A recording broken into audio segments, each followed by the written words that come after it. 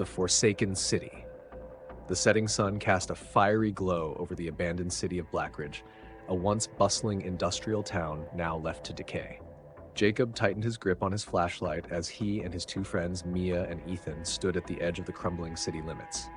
"This place gives me the creeps," Mia whispered, glancing nervously at the shattered windows and overgrown streets.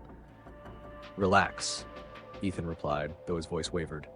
"There's no one here, just a ghost town." "Exactly, no one," Jacob muttered, his unease growing. The trio had dared to explore Blackridge after hearing rumors of strange sightings. Some spoke of wandering shadows, others of groans echoing in the night. The stories were enough to intrigue them, but not enough to deter their curiosity. As they ventured deeper, the silence was deafening. The streets were littered with debris, rusted cars, and forgotten belongings. Signs of a hurried departure were everywhere, yet no explanation for the city's abandonment was apparent. "Why would everyone leave so suddenly?" Mia asked, her voice hushed. Jacob shrugged, but his mind conjured dark theories. They came across a decrepit diner, its neon sign flickering faintly.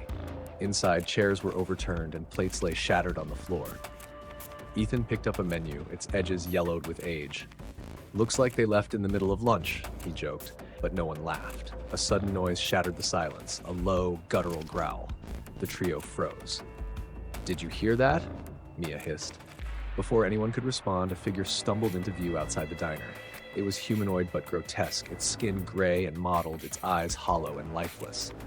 The creature let out a bone-chilling snarl, its jaw hanging unnaturally loose. "Run!" Jacob shouted, grabbing Mia's arm as Ethan bolted toward the back door. They raced through the narrow alleyways, their footsteps echoing against the cracked walls, but the growls multiplied, joined by shuffling footsteps. The zombies weren't alone. More emerged from the shadows, drawn to the noise. "This way," Ethan yelled, leading them into an abandoned apartment building. They slammed the door shut, barricading it with a broken table. Inside, the air was thick with decay. The group climbed the stairs, hoping to find safety on the higher floors. But the building was no refuge, it was a trap. The groans grew louder as zombies began pounding on the door below. The sound of splintering wood sent shivers through their spines. "We're trapped," Mia said, her voice trembling. Jacob scanned the room, his flashlight revealing a fire escape on the far wall. "Over there." They scrambled toward it, but as they reached the window, the barricade gave way. Zombies flooded into the building, as their dead eyes locked onto the fleeing humans. One of them lunged, grabbing Ethan's leg. He kicked it off, but not before its teeth sank into his calf.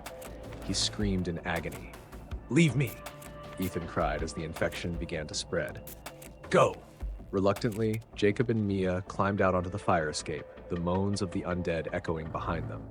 They reached the street, but the city was alive with zombies now, a sea of decaying bodies between them and freedom.